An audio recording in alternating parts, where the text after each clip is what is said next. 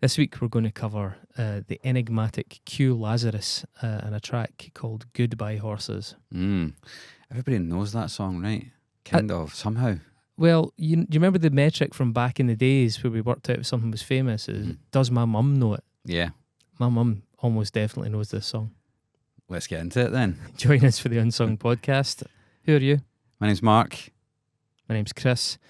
Here we are again, tracking down the stories, scenes, and unsung figures and heroes who have influenced music, often from out with the mainstream.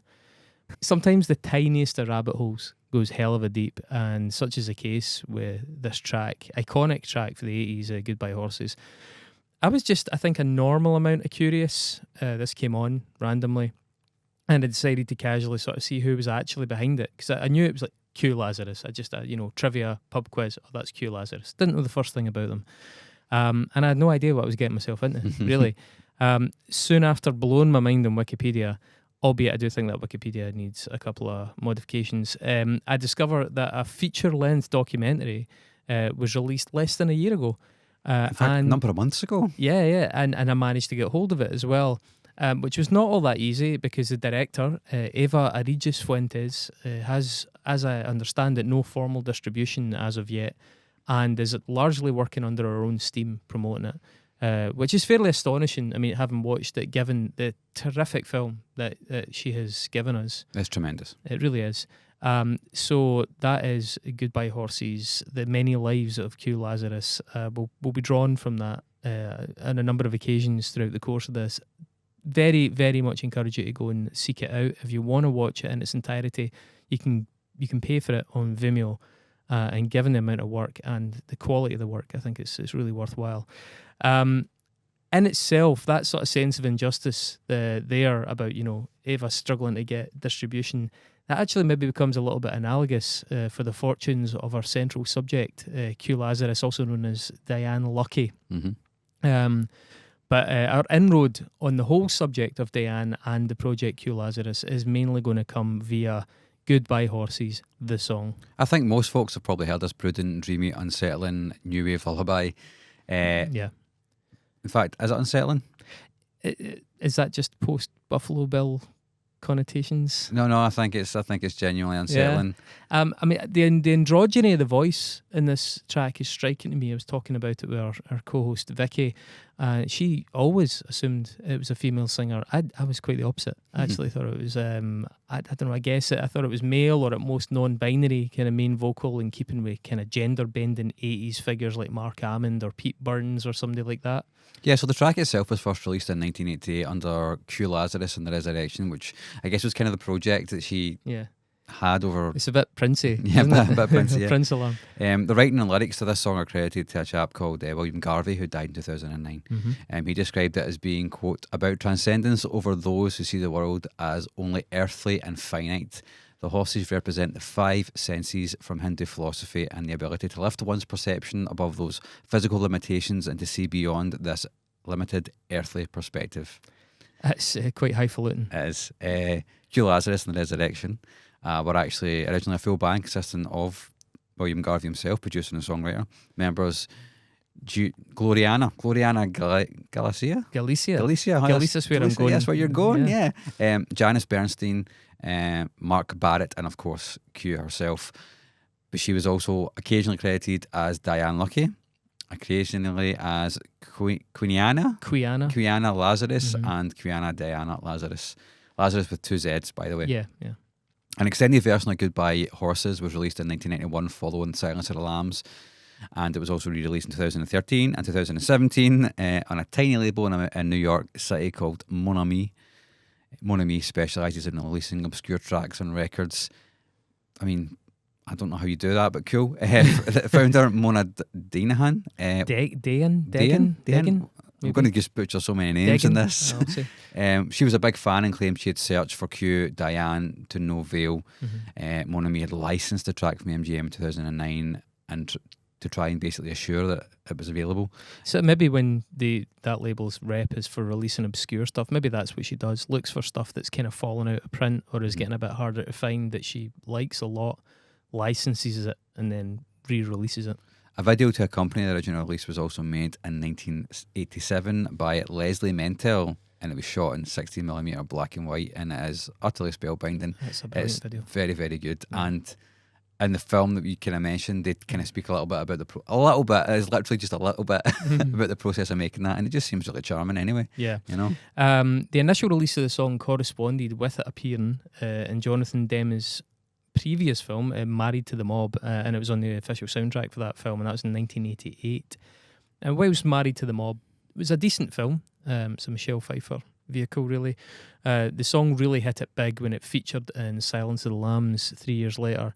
And Silence of the Lambs, is one of the top, if not the top, genuinely, debatably, the top film of that year. And that was a good year. That was Terminator 2, Yeah. Robin Hood, Prince of Thieves, stuff like that. It's probably one of the best films ever made. I think so, yeah. Certainly one of the best films in terms of enduring. It's still an amazing film to watch. I think it's up there with Jaws, in terms of go back to watch it again films.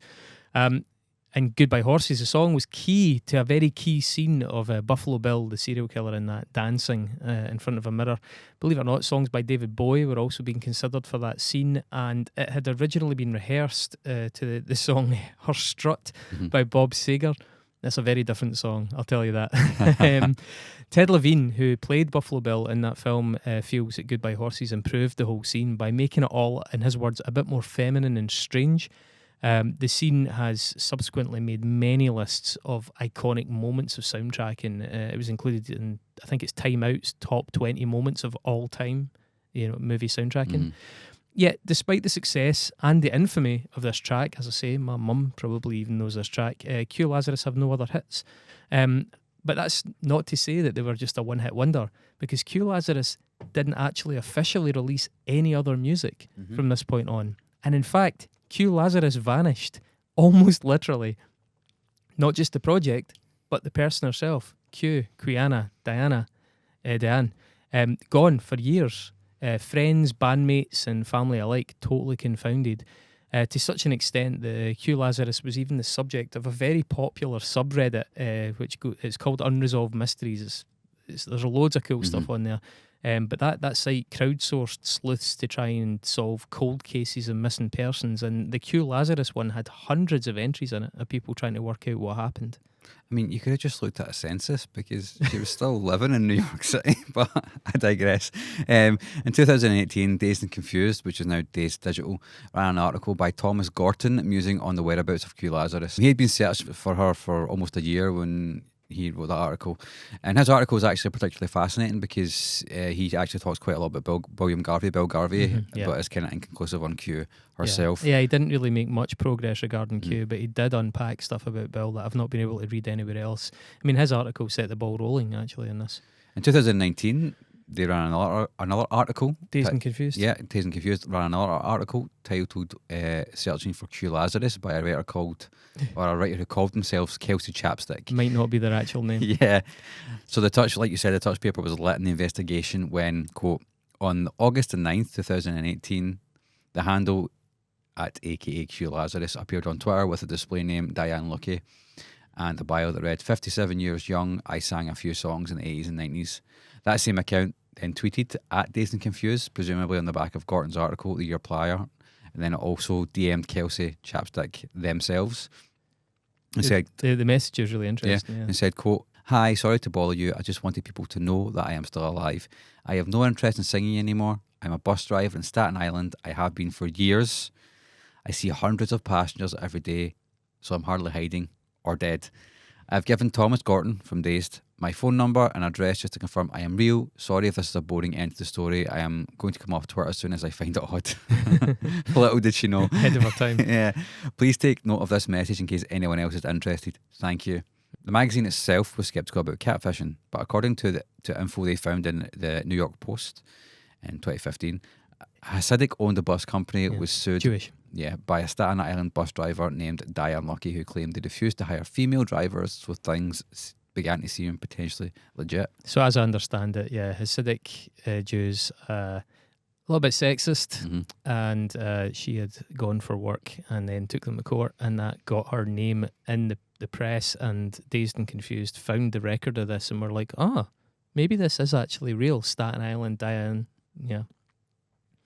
Another filmmaker at the time, Sean Gallagher, was also in the trail of Q. Gorton had called the number that he was given. You know, it says in Q's DM that she'd given him a phone number. He'd called it, but the woman who answered denied she was Diane Luckey, and so the trail kind of went cold.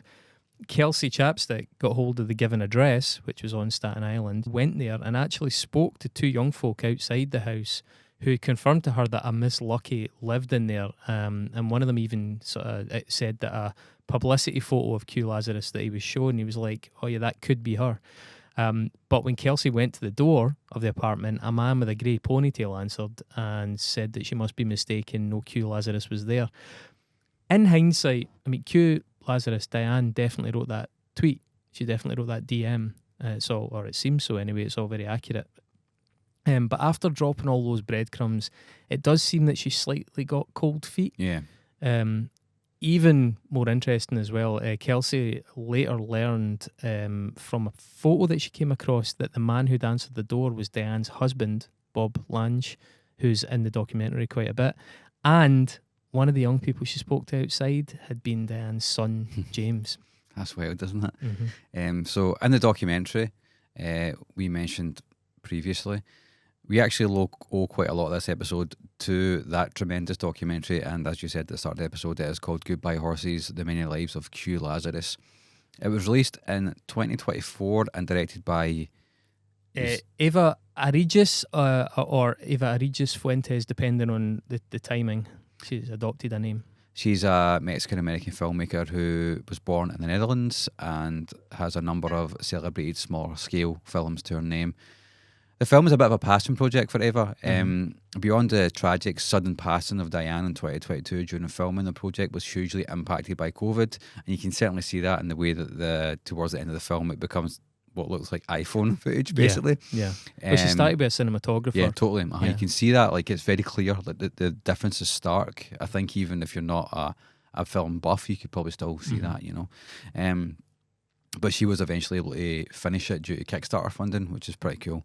But the story of its genesis is actually really interesting, and it's told a little bit in the film, which we do recommend you to watch after you've watched this, of course, or listen to this.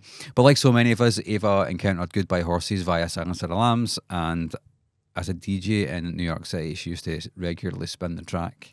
Yeah, she had read the article in Dazed and Confused from early 2019 that we mentioned, Kelsey Chapstick one, and she knew that Q Lazzarus had been a taxi driver at one point, and this is quite remarkable. One day in 2019, Eva's on her way out, so she calls it a Via, which is basically a now defunct equivalent to Uber, and she gets in, and the driver's an African-American woman in her late 50s, and she's playing Harvest, the album by Neil Young, and also has a stack of CDs in the cab. So the taxi driver is obviously a music fan, you know, not just listening to background radio. Eva did sort of start to join the dots, albeit didn't want to jump the gun. At one point, the driver took the wrong turn, and when asked, said, "Oh, this isn't my town," that she's from Staten Island. So there's another point in it. And Eva decides to probe and ask her, "Oh, hey, did you ever go and see Neil Young?" The driver says, "Oh no, my concert days are over." And at this point, Eva just takes a gamble and says, "How about Q Lazzarus? Did you ever see her?" And the driver hesitated, and then I said, "I heard of her," and then changed the subject. Across the course of the taxi ride, I believe they actually ended up singing along with the Neil Young stuff together, and I think Eva mentioned that the voice also seemed quite familiar. When they stopped to get out, or when they stopped for Eva to get out, the driver leans round and offers her hand and says, "Nice to meet you, I'm Q." And despite the fact that, as I understand it, the car was blocking traffic, Eva manages to give her number, and then they part ways. And I don't think Eva really expected to get a call at that point. As it happens, on the night out that she was going to that night, the DJ at the club plays Goodbye Horses. And so she goes up to talk to the DJ and says, "I actually bumped into this woman today," and the DJ doesn't believe her. And I'm not sure if that's because the DJ was aware of this incredible sort of mystery around Q Lazarus' disappearance, or if it was just general skepticism about, yeah, very, very, very good eye. But there you go. We should also probably refer back to, we kind of dropped it into the mix there, but Diane Luckey passed away before the completion of this film. So and the film does feature that and it's very emotional, and it's really sudden. Don't really want to go into too much detail about that. It seems a bit macabre, and it's not really relevant to the discussion of the music. But again, you'll see that you'll see the details of that and the impact if you go and watch that film. Yeah, so coming back to the story, the next day at 10 a.m, Eva gets a phone call from Diane, aka Q, and apparently she had a dream of performing, and that dream included Eva. As a reasonably superstitious person with a belief in fate, she takes that as a sign and then makes the call. I'm inclined to think that the story of how she met Jonathan Demme, a man who changed her life as much as any, perhaps influenced her decision to reach out to this cab customer. That influenced her superstitiousness regarding... Totally, yeah, because it actually feels like, I'm not a superstitious person either, but it feels as though, yeah, this is kind of weird. Like, you would definitely... If you're already of that mindset and susceptible, then it'd be like, oh, last time I had an amazing encounter in my taxi, it changed my life, so maybe I should. So we'll explain that shortly, actually, what happened with Jonathan Demme. Yeah, ultimately they filmed together for 3 years, from 2019 until Q's untimely death in 2022, as Chris mentioned there. Eva ended up with 100 hours of footage, but the first cut of the film was 3 hours long. Yeah, I think it's about an hour 45. Yeah, it is an hour 45, yeah. The plan for the film was to go through the history of the music, unpacking the missing years, and then try to enable, like, connecting Q with her old bandmates, and then ideally create a union and ultimately a performance. Yeah. But from then on, the hope was that she would return to performing and recording, and then that the Lazarus element would form like a resonant theme of the story. She would rise from the dead like Lazarus. Yeah. I think that Eva kind of wanted to sort of like nudge fate along to kind of lean into that kind of angle. But that wasn't to be. What united Eva and the three journalistic sleuths who preceded her was, I need not just to know what happened to Q Lazzarus, but given the aura of mystery, but also to find out who that person was some years later, with the benefit of all their efforts and a few other scraps here and there. We now have a fairly complete picture of what happened to her. Yeah. So who is Q? Who was Q? Who was Diane? Born in New Jersey in 1960 to a World War II veteran, Diane Luckey was one of 7 kids. She wanted to be a singer from the age of 12 after going to see Bubbling Brown Sugar, which was a stage show in New York City. I think it was like a medley of like famous songs by famous African-American performers. She also realised she wanted to live there as well. At this point, Diane wasn't sure if she preferred the idea of performing Broadway or of performing rock music. So she got involved in her church choir to get things going.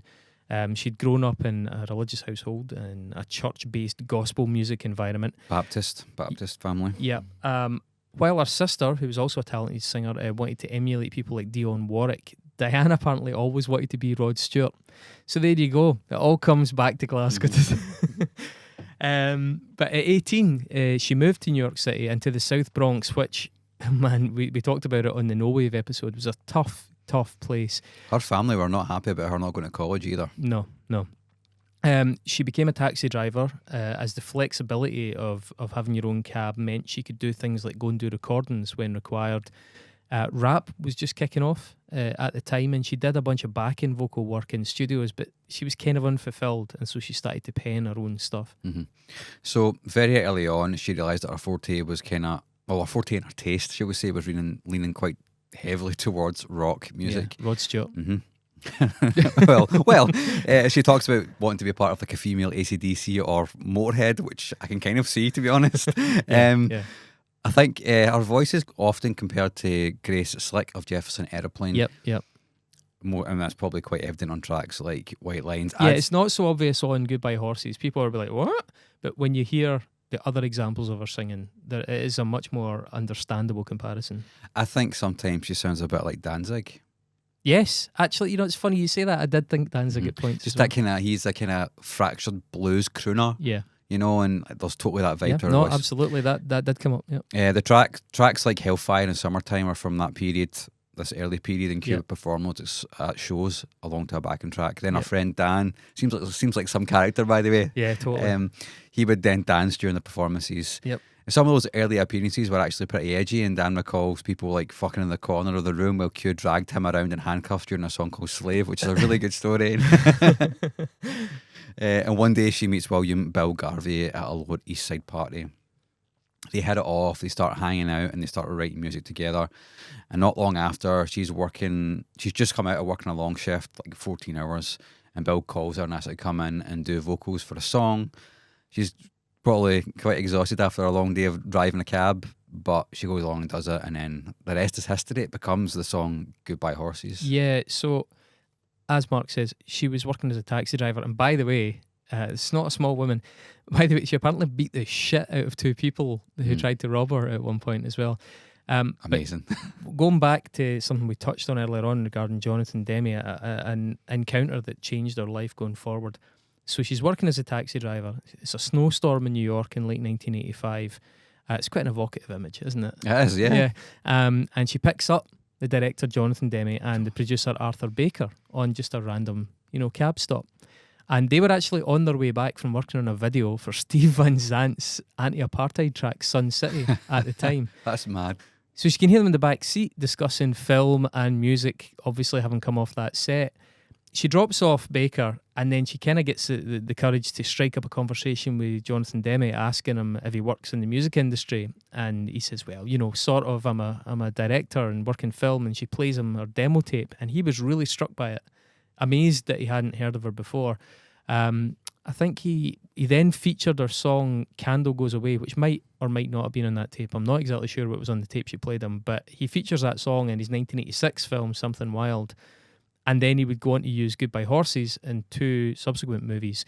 And Q also appeared in person in his movie Philadelphia, singing a version of Heaven by Talking Heads. Yeah, I mean, the story around her actually appearing in that film is really great and is worth watching the film for as well. Despite the moderate success and movie opportunities by 1988, frustrated by hitting a brick wall in the music industry in the USA, she moved to London. Mm-hmm. She put together like a hard rock, sort of soft rock, hair metal, heavy metal band under the name of Q Lazzarus and the Resurrection again. Well, I think she actually... I couldn't quite work out, because I was trying to see ticket stubs from back then, if it was Q Lazarus and the Resurrection, or did they just go Q Lazarus on some tickets as well. Mm-hmm. I even saw it spelled funny, but that could just have been a stupid promoter. Yeah. There's plenty of us about. I Don't Want to Love You Anymore and Mama Never Said are songs from that era, and it's probably worth saying actually the soundtrack for the film is available. Yeah, we will give that a shout out later. Worth checking out. Yeah, but a lot of these rare tracks that we're talking about are on a collection that came out following this documentary on Sacred Bones. We'll mention that in a bit more detail shortly. But those songs and a few of the songs have really big 80s hair metal power rock energy. Absolutely. The band were actually still going in the UK when Silence of the Lambs came out, and then they gradually started to gig that tune, even though it was kind of at odds with their older material. Yeah, I mean, it definitely doesn't fit with the kind of AC/DC Poison type stuff they're doing. Mm-hmm. But I mean, if you've just written this song and this film is this big, how can you not play it? Exactly. This was also at the cusp of like Britpop happening, and it's interesting because in that compilation there are some baggy songs. Absolutely, yeah. And it's like wild, totally wild. Yeah. And a couple of dance songs as well, so a dance explosion's happening in the 90s at this point as well, both here and in New York States, as well.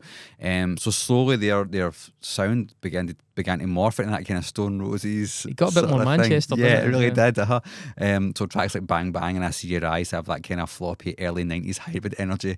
The labels just seem very confused, and to be honest, I kind of get it. I think at that point it's more understandable that the labels didn't know what they were dealing with, because when she was just going for like big, bold kind of hard rock, it seems like it makes a lot of sense. She's great at it, very charismatic. But then when they start jumping genres in a way that, there's an argument that you could maybe get away with that these days, but you definitely couldn't get away with that back in those days. Yeah. Can you imagine our bucket hat? I mean, it is proper like Stone Roses. Yeah. It reminds me of that song Fool's Gold at points. Totally. So around about 1993, in the time of Philadelphia, she returned to the USA because she felt that perhaps the timing, was right for something to happen there. But musically, as we're saying, she was just in a kind of strange place. She was working on music now with that guy we mentioned earlier on, Dan, aka Danny Z or Danny Z by that point. Danny Z. And it was totally on the nose 1990s electronic pop, really cheesy, but also the kind of thing that was doing really well. Tracks like The Time Is Right, brackets Dare, and Love Lust are good examples of that sound. And yet there's a track called Only You Can Light the Candle that could easily have been on a Now That's What I Call Music collection from sure. like 93, 94. You wouldn't have batted an eyelid. But she clearly felt extremely disillusioned that yet again this project with Dan wasn't succeeding. She said they were getting so much reassurance from people around them that what you're doing is amazing. Whether or not you like the style is different, but the quality of what they were doing, this absolutely deserves to break through. And I think I get the sense from the documentary she was getting really emotionally fatigued. When she's talking about it, you can sort of physically see her body language change as well. And she was medicating these, various emotions and fatigue and stress with drugs, drink, and a lot of partying. Yeah, so as you have probably no doubt, Caleb, at this point, there's been quite a lot of lack of progress in music for her. Yeah. She's been at it for, I guess, a good 5, 6, 7, in 8 a structured years, way. She's had big moments that have been quite fortuitous, but she's not had structured, like a contract. I mean, she's still only got one track out at this point. And a bit of drift stylistically as well, you know. So she struggled for years to try and make progress in the industry. She was very tall, she wasn't slim, she had dreadlocks. She was definitely not Whitney Houston. Yeah. And she was drawn to rock music and metal music and not R&B and soul, which is, I guess, what a lot of label producers would have been classifying like a black woman to do, Yeah, especially from a gospel background. I think she said that they more or less just said that to her face. This is not what you should be doing. We don't know how to market you. Which is, I mean, she obviously struggled to try and get producers and labels to pay attention because they didn't, like you said, they don't know how to market her. To me, that just seems absolutely bananas. Like, that's a massive, unique selling point. There's something big could happen there. Yeah, it with hindsight, it seems mental. Mm-hmm.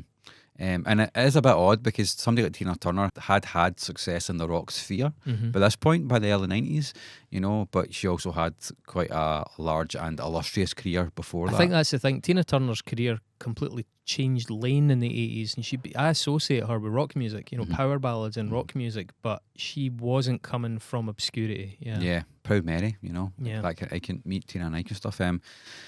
So it strikes me this was all happening during the hair metal era and the years before Skunk Anansie would blow up. Oh, see, that's one of the names that popped into my head as well, because Skunk Anansie were, black front women in a rock band seemed like really jarring for people that weren't like familiar with those kind of, black women in those contexts, or women, let alone black women in those contexts. And yeah, so Skunk Anansie and stuff, maybe, I don't think they necessarily blew the doors open, but what they showed was that things were changing. There were a lot of Brit rock and Brit pop bands as well that had like mixed race front women and stuff.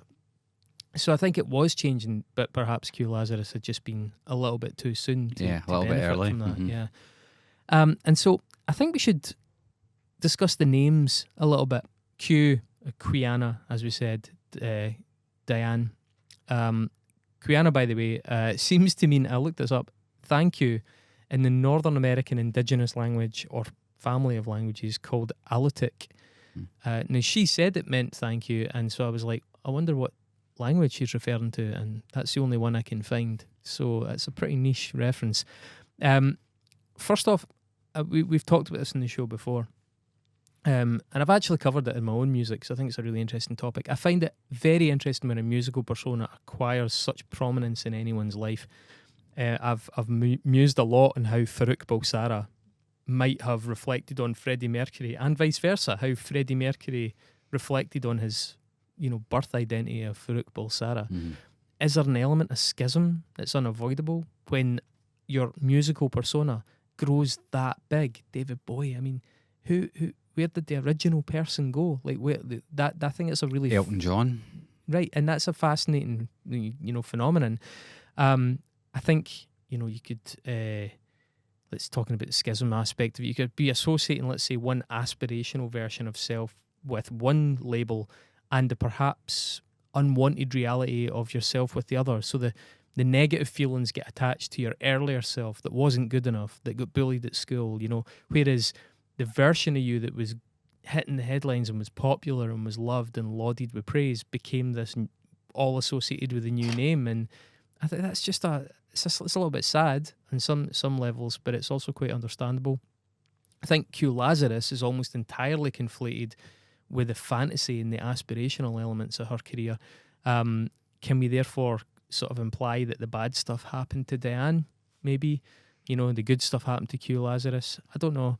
But on that note as well, you have to excuse me if it sounds a wee bit glib, but it's unavoidable. I'm sure most of us probably, flicked an eyebrow when we heard it, but I want to reflect on Diane Luckey's name, Luckey. Once we learn about how her life went off the rails, it's easy to be like, was she actually all that lucky? I would suggest yes. I think that Diane actually had some remarkable luck, in fact, noteworthy luck that we've already mentioned. I mean, we can safely, I think, call it luck that brought Jonathan Demme into her taxi that night, without getting too obsessively philosophical about it. That is luck. That is really good luck, a rising director on the path to making an all-timer movie that would need a song for a key scene, and then another subsequent classic in the form of Philadelphia of that era that would include a physical appearance by that artist in the context of the film. He was also a man. He wasn't just like somebody that pissed off. I mean, he had her on 4 different movies. Films. The same song in 2 films, which is unheard of. And he went back to her multiple times and made sure that she was personally paid for her work. He was attentive. He was thoughtful. Likewise, everything that led to the documentary we're talking about with Eva, that was a small measure of fantastic luck. That a filmmaker who had already had a conversation about making a Q Lazzarus film with one of her friends got into that same woman's taxi, of all the taxis in New York, which is quite a big place. You may have heard that somewhere. By contrast, I think the things that went wrong in Diane's career, Q's career and life were less to do with luck and more related to bad decisions, whether hers or whether completely out with her control. The simple act of not getting picked up by these labels is somewhat baffling given her talent, but as this entire podcast can confirm, it's absolutely not unusual that a very talented act does not get signed. The music industry is, we can confirm, nowhere near a meritocracy. One key decision in her story was when she was not included on the Philadelphia soundtrack. Somebody made that decision. They made it for a reason. That was a massive blow to her career at that juncture. And I think to her, certainly I know, to her morale. Again, the decision is maybe slightly confusing, but it's not luck in the true sense of just luck. And by her own account, when you watch the film, that decision played a huge part in her state of mind when she suddenly vanished. Yeah, and I think another key aspect of her kind of disillusionment and sudden disappearance actually relates to her love life as well. Yeah. So in the film, she talks about a chap called Richard and the kind of heartbreak that she endured in that relationship. In London, Diane had met a promoter called Richard, whom she described in the film as the lover of her life to that point. He isn't involved in the film in any way, and Eva's spoken about the hesitancy in terms of approaching him for it, not at least due to it being potentially unsettling. Yeah, for Q. Yeah. Sorry, upsetting. But also due to his reputation and the role in her life. He acted as a manager for a while, which was not a good idea in Q's own words. He was a regular drug user, and with him she goes from being mostly abstinent to a heavy user. Her band members and friends saw him as a negative influence. Some of her band members from London at the time actually say that as well in the film. Her life begins to spiral into sort of debt and disarray, and the band was saying she starts to become hugely unreliable. There are some takes of some of the band songs on that record where her voice is a little bit fucked, you know, and you need to wonder what is that? She's never usually like that. Richard was with her when she moved back to America in 1993. However, he was getting homesick and quite distant. Yeah, apparently he hated Philadelphia. At one point he said something happened to his mother and he just went back to the UK and that was it for them. Just gone. And she was totally devastated. Him leaving like that, combined with her finding out that her version of Heaven wasn't going to be in the Philadelphia soundtrack, again, baffling decision, with people like Bruce Springsteen, Billy Joel, Sade, Neil Young. You know, it was a huge deal. And another huge blow was one that she had to manage alone. That's right, because not only had he gone and she'd gotten this news, but she was dealing with his loss, but she was dealing with this news without him there to help her deal with that news. Yeah, and then it just kind of... She hadn't even told her Yeah. friends that he wasn't coming back. So Exactly. imagine how much that compounds it, the sort of shame and the pressure of your friends being like, but he's coming back, right? Yeah, he's coming back. Are you sure he's coming back? Are you okay? Yeah, oh, he's coming back. But he wasn't coming back. And then it just starts to unravel. Yeah. This part of Diane's life is documented really well in the film. We'll just sort of trace through it because it's not massively musical, but it is quite instructive. And it owes a lot to her candour in the interviews. Following the heartbreaks, actually, plural, of 1993, friends did describe seeing a dramatic change in her. She spiralled into drug abuse. She went back to New York City and cut off contact from her band members, most of her friends, and her family. From that point on, there are details of all sorts of dark times. She went into sex work. She struggled for money and spent what she did have on drugs. At one point, she sort of reenacts stealing a local dealer's crack supply, and we're not talking like a couple of bags here, we're talking like a full fuckload of crack. Kilos. Yeah, and she was spotted, and this led to the dealer coming to her apartment to try and get her, despite her sitting in the apartment in the dark, absolutely silent for ages, like days. Mm-hmm. And she eventually called the cops, and an actual shootout ensued in the hallway between the cops and the dealer, and I think maybe somebody was with the dealer. And after this, she escaped that shootout unharmed. She kind of put on a bit of a performance with the police, like you didn't know what was going on. Mm-hmm. But the neighbours were kind of wise to it, and they chased her out of the building. And she ended up living in the streets, like literally. She lived in homeless shanties. She lived in churchyards. She does meet her future husband, Bob, at this point, but she also gets caught selling drugs and winds up in Rikers Island, and she's in jail, and she learns that she's pregnant. Her son James was born with traces of cocaine in him, and she basically ends up in one of these kind of court-ordered drug, like, what do you call it, detox rehab programs. Yeah, but it's a long thing, Bob struggles to take care of James due to Bob having the slight invalidity and having an awful lot of work as well. She convinces her family to take custody of James. After some time, she vows to leave the legal system and get her son back and raise him, which she eventually does. I think it takes her about a year to satisfy the criteria for child services, but she does, and she gets him back. He's 6 years old when he comes back. And James becomes a significant figure in the film, and obviously in her life from this point on. He's a passionate guy. He's quite political, much to his mum's admiration. We see him during the Black Lives Matter protests and stuff with her.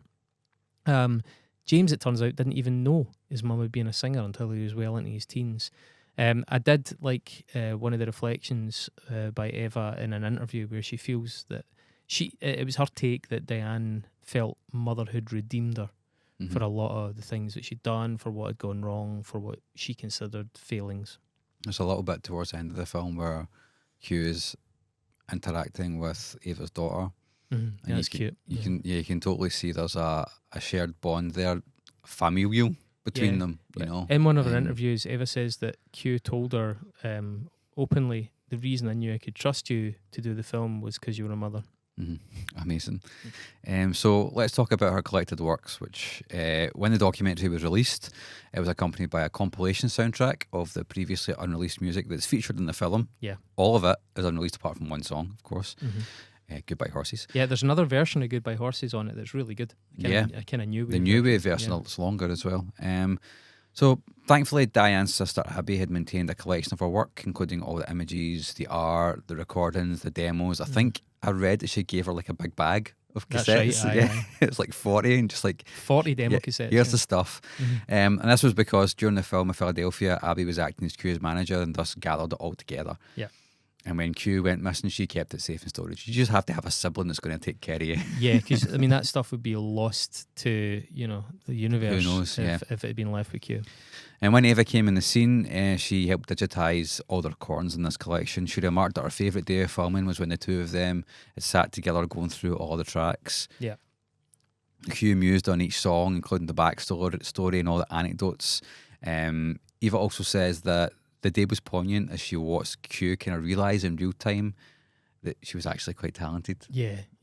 And Eva also, conveniently enough, is friends with Caleb Bratan, the founder of Bratton. Bratton, the founder of Sacred Bones, That's right. and was able to... Our friend of the pod, Friend of the Ben pod. Power, Blank Mass, that's his label. Yeah. So she was able to facilitate the release of the Q Lazzarus collection / documentary soundtrack on that label. And that's really no small achievement, to be honest, because absolutely. the label has previous examples of this kind of posthumous work. Prestigious stuff, man. I mean, Alan Vega, David Lynch. Yeah. Yep. So, and it's also got a long-standing association with soundtracks. It does, yeah. Friend Ben Power, like you said. Yeah. Which is really great for Q's surviving family, and it's kind of a shame for her, though, because she's not able to see it. Yeah. The album was said to have been her main ambition, and there's a bit in the documentary where they talk about that and try to get her rights back. So it would have been a lovely little bow for her just to be alive when she put out an album. You know, I know that maybe seems like a modest ambition, but it meant a lot to her, and it never actually happened. It's something a lot of musicians just never do, regardless how dogged they are. You know. Another shame for her can be seen in on the matter of royalties. Or lack of. 91 million plays on one version of the song on yeah, Spotify alone. So regarding Goodbye Horses, it was obviously initially used in a couple of very prominent films. It appeared in others too, including sort of self-referential and ironic usages. You might remember the scene of Jay dancing to it in Clerks 2, which is a homage. I mean, it's affectionate. It's because they love it.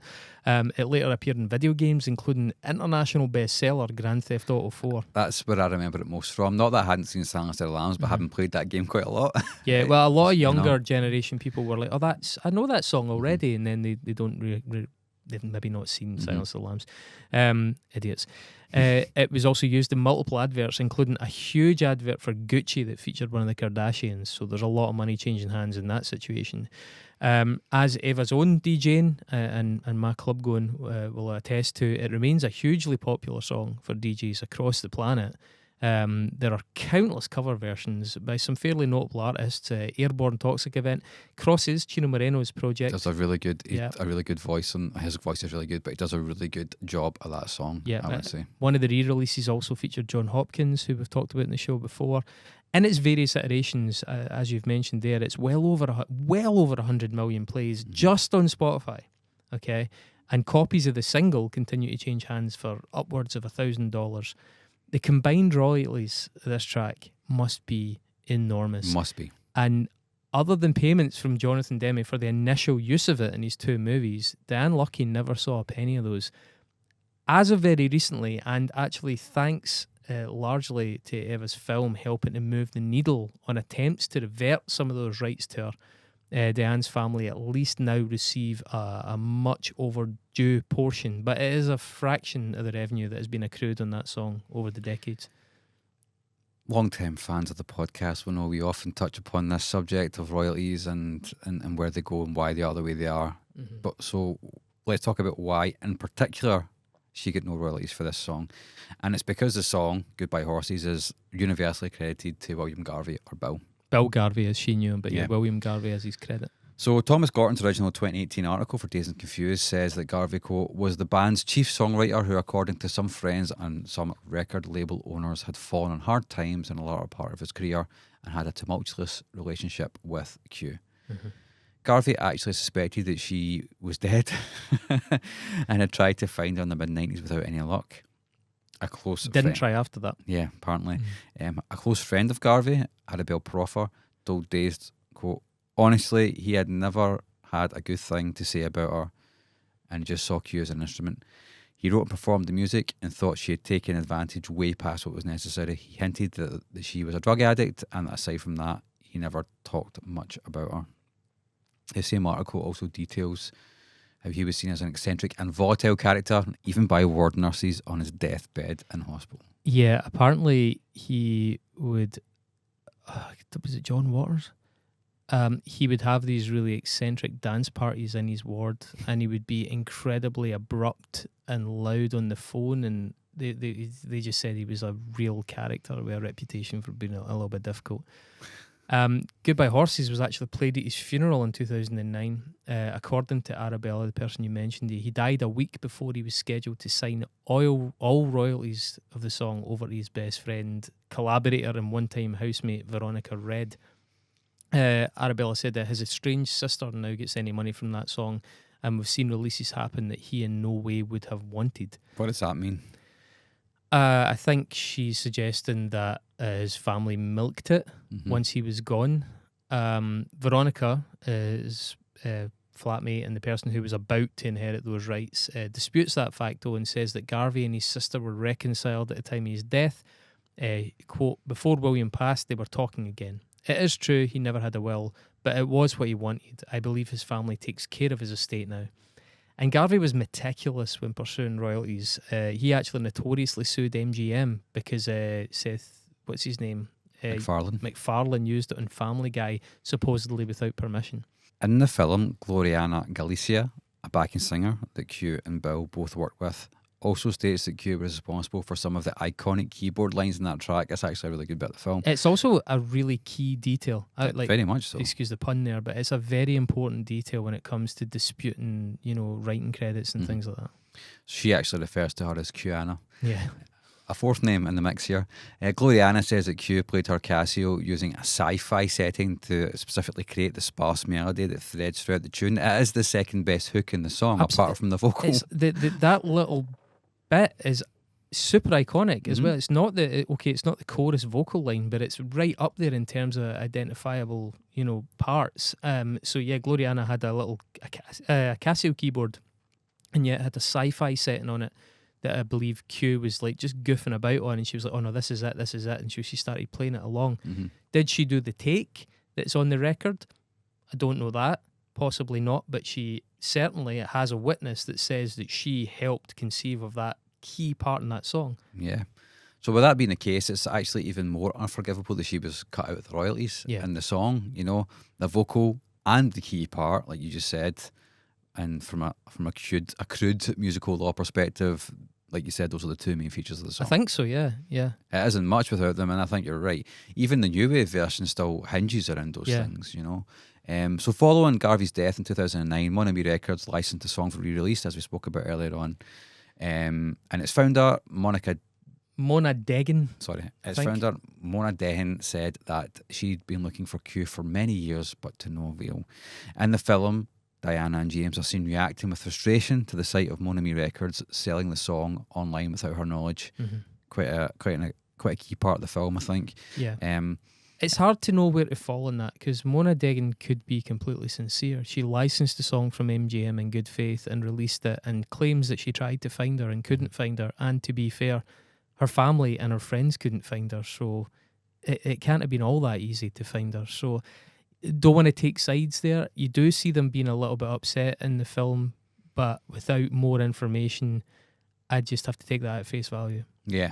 And whilst the recent progress on royalties is kind of welcome to the viewer, the inescapable knowledge that Diane herself never got to enjoy any such respect or reward is actually quite a difficult thing to swallow, I think. And there emerges so many threads running through the story, resonant themes that definitely didn't include that reassuring Lazarus dream and the sense of resolution that initially drove the documentary. Yeah, so the thing that I think Eva pictured being the central unifying, theme of that film, actually what you end up with are all these offshoots regarding, rejection, feelings of failure, this issue with copyright, being basically disappeared by not being included in the credits and stuff.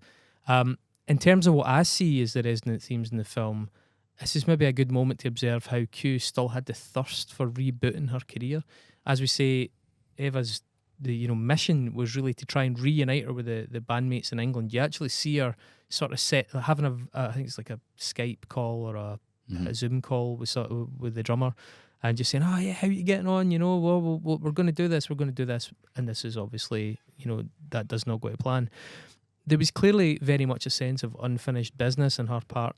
Despite decades of being outside the limelight.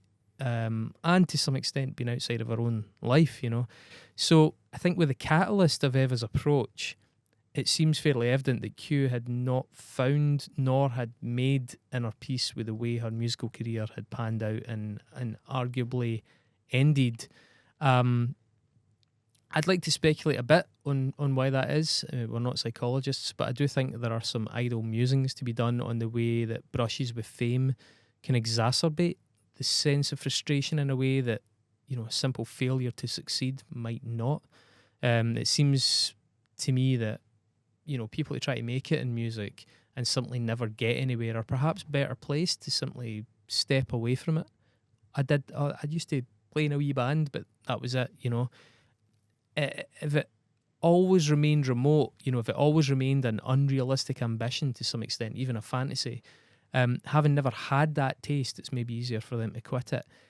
I think there's an Icarus parallel here, and it might have been more appropriate to call her Q Icarus than Q Lazarus. You know, I think getting that taste, having those opportunities, knowing what it felt like to be recognised as a talent, and even I think also it's telling the way she left that breadcrumb trail, those tweets, those kind of things. Like there was a little ember still burning in her, waiting to be rekindled. It was. I know she said, I'm not interested at all in singing anymore in that initial reach out, but I don't actually believe that. Yeah. I don't know about the Icarus thing, man, because Icarus was hubris. He flew too close to the sun because he thought he could get there. Is that relevant? I think she flew too close to the sun, yes, but I don't think there was hubris involved in her attempts to get there, surely, right? No, you might be right. Maybe I'm taking the wrong lesson from the fable of Icarus, but I just, yeah, I think it was a further fall because she got so high. Her wings got singed. Yeah. Yeah. I mean, at one point she's on set with Tom Hanks and Denzel Washington. You know, that's quite a mess with your expectations. Absolutely, yeah. You're singing a Talking Heads song, you know. Yeah. The director's got faith. I'm making it. I've made it, you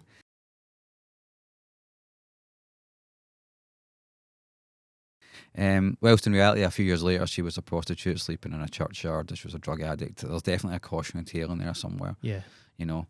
But I think it's also probably worth positing that if Q had reunited with her band and relaunched her musical career, where would she be?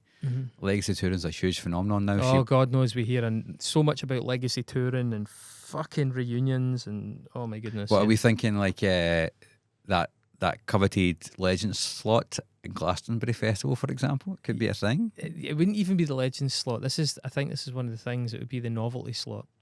Unfortunately, the Rick Astley. Yeah.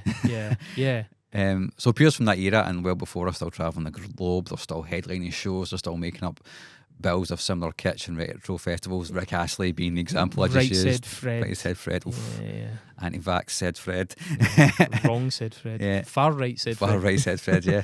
And many of these artists do well from it, you know. Yeah. There's no reason to think that Q Lazzarus might not have ended up alongside M People. Or Heather Smalls, I guess. Yeah, well, Heather's, there you go. It sounds disparaging because I really dislike M People. It's not maybe a great analogy in that sense, but like Heather Smalls ended up basically singing along with backing tracks because she was effectively M People by that point, and people just wanted to hear those songs. And it is interesting to think, would things have taken off for Q so late in the day, or would she have ended up in that sort of company, which is...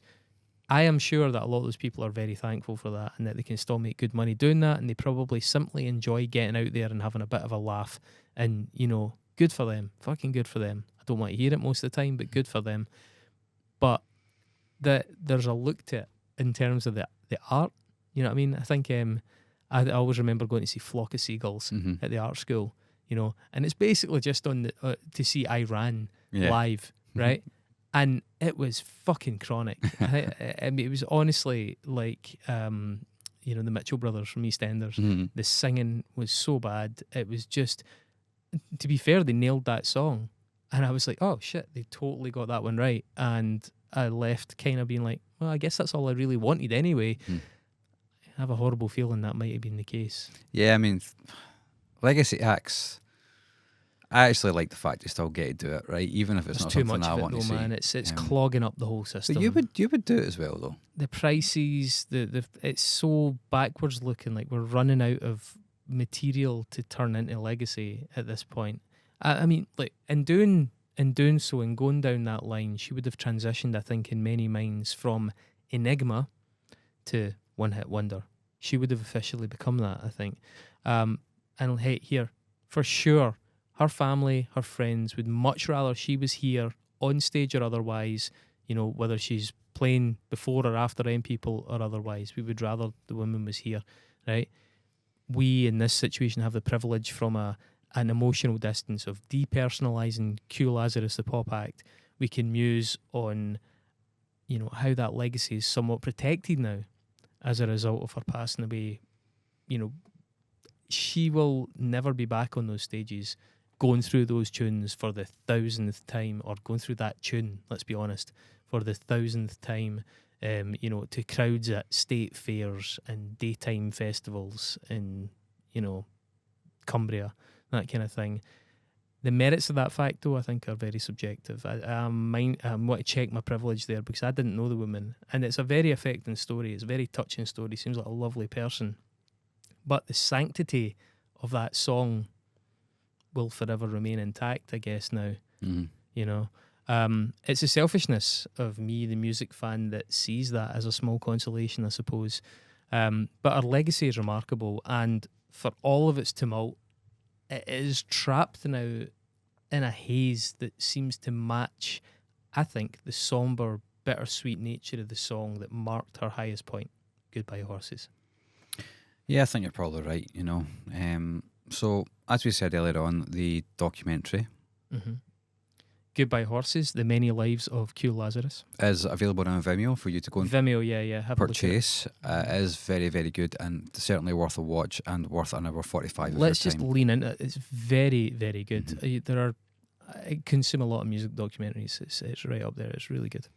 If you enjoyed this episode, then please like, share, subscribe, comment, all that nice thing. If you all that nice thing. If you have, this is the hip hop in you. The hip hop in me. If you've got some thoughts as well on Q Lazzarus and her legacy, then please do drop them in the comments, or get at us on social media. We love to hear about that stuff. What you think about one it. of the interesting things about Q Lazzarus is actually going through the comments on her videos and various threads and stuff, because people who were at the shows, people who have ticket stubs, put really interesting things in there. When you do get acts that are as enigmatic as this, or as low profile as some of the other acts we've covered, sometimes you pick up some of the most interesting details in those comment sections. And yes, you have to maintain a bit of skepticism, but a lot of them can be fascinating. So if you know anything that we've missed, let us know. Yeah. And yes, if you really enjoy the show, then you can sign up to our Patreon, which is patreon.com/unsongpod, or you can get it in the link in the description if you're listening on or watching on YouTube. There you get some really nice things for £4 or your local currency equivalent. That is not rising in line with inflation, is it? It's been that. It really is not. 6 years now? Yeah, and beer is getting more expensive. But if you enjoy that, then if you enjoy us and you want to give us some money, then you can go and do that. You get access to episodes a few days early. You now get bonus episodes on our off weeks. We did a fantastic bonus episode last week that only the subscribers will have access to. Really good one, full of Scottish patter and Scottish accents. So if you like Phil Anselmo, you'll probably not like it. Yes. Don't bother. And you also get access to our Facebook group. Yes, it's a Facebook thing, but you can also talk to us directly on Patreon if you really want to have a chat. And yeah, but there's also an enhanced tier, isn't there, Chris? Is there? Yeah. Tell me about that. No, you tell me about it. It sounds very special. It's very special. It sounds a bit Iron Man. Is this with the record label? It is the record club. Yeah. We buy albums from independent bands and labels, and we kind of curate them based on stuff that we come across. I'm a promoter, so I get sent all kinds of things. I tour. Mark hears stuff. Mark's a consumer of music who digs around. I tour sometimes as well. He does something. Yeah. And basically, we've built up this catalogue of stuff from all these different independent artists from across the globe. And Bandcamp, albeit it's not perfect, but certainly the revenue shares for these artists are so much higher, significantly better than simply streaming them. So even if you do end up streaming them, just invest in them a wee bit. By joining that record club, you invest in us, you invest in those bands and labels, and you invest in yourself, because once a month you get a wee surprise sent to you, and it's kind of based on your tastes to some extent as well. Don't worry, we're not just throwing random things in your direction. But yeah, it does really help everybody, and it's just a nice way to be part of the podcast culture. Yeah, so patreon.com/unsongpod, or the link is in the description below if you are on YouTube. Thank you very much for listening / watching. We'll be back soon with something just as interesting. I swear to God, it will be just as interesting. Goodbye horses. Goodbye horses.